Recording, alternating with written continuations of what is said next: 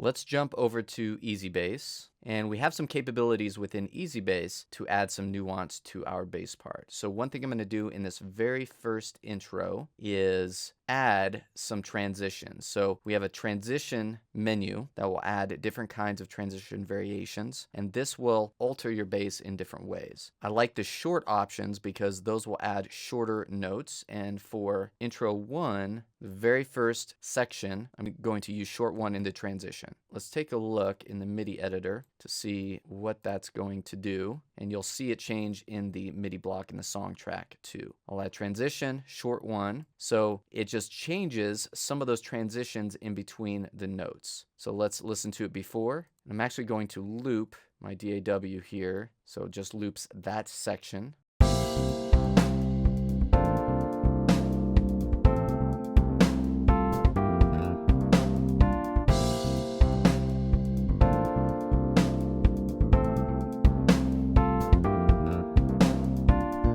And I really like that. We have the same MIDI part starting at measure 9, so I'm going to do the exact same thing. Use the short transition. Next, in the first verse, I want to add a transition, but just at the very end. If I have the entire block selected, I'm going to choose short 2, but you can see that adds a lot more notes. That's not what I want to do, so I'm going to turn that off. And I'm going to Alt Option Command click the very last block, and I want to select that in the verse. That's the only one I want to transition. I'm going to use short 2. Notice the very end of that section will get a few more notes added to lead into the pre-chorus. It just kind of helps that transition, adds a few more notes and adds a little bit more nuance.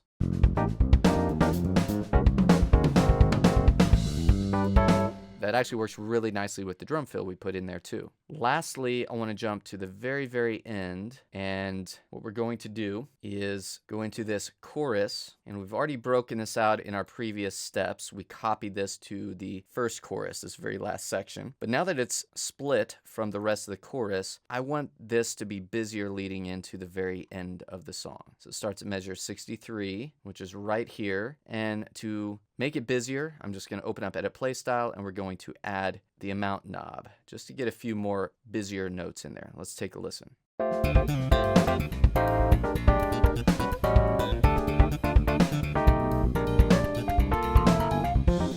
Now, it added notes, but it did not add it with the slap articulation. So we could go in and we can add some slap or ghost notes wherever we want. So I'll change a few of these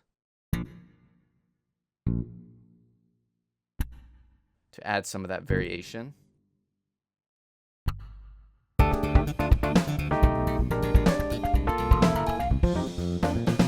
like that. We have 3 slaps in a row. I'm going to change that to a ghost slap.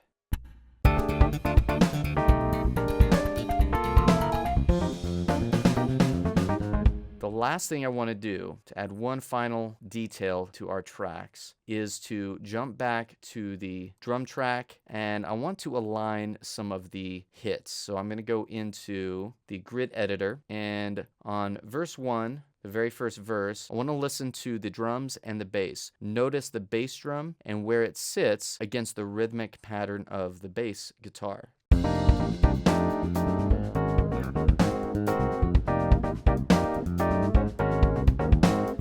So the bass guitar is hitting a lot of the E's of the 16th note. 1 E and I'd like the bass drum to follow that as much as possible. So right there's 1. Here's my bass drum. So all I'm going to do is actually move my bass drum over, and I'm going to move this hi-hat where the bass drum was. So that way I keep the constant flow of 16 notes going, but I can hit that bass note on the E with the bass drum.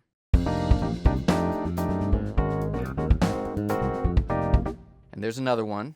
So I'm going to move this bass drum from the downbeat over and just swap it with the snare drum. There's going to be another one over here. And again here. And again here. So I'm really just doing the same thing, moving the bass drum onto the E's and swapping it with where the hi-hat is, just so we don't lose that 16-note flow. Let's take a listen to that, and now listen to how the bass drum aligns a bit better with the bass guitar rhythms.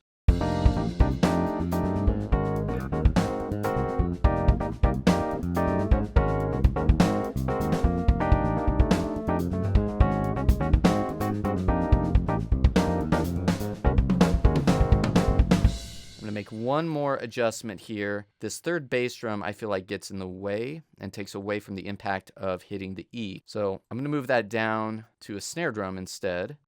And I'm going to lower the velocity.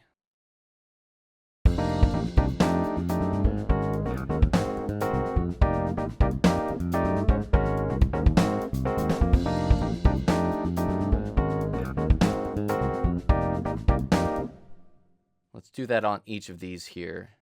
Now this is getting picky, but it's your track.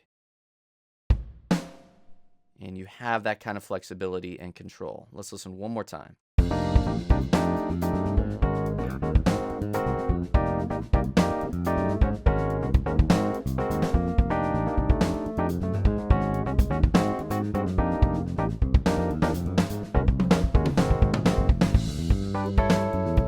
We're going to do the same thing on the first chorus. So the bass is playing a lot of E's again, and I want the bass drum to follow that. Let's take a listen as is.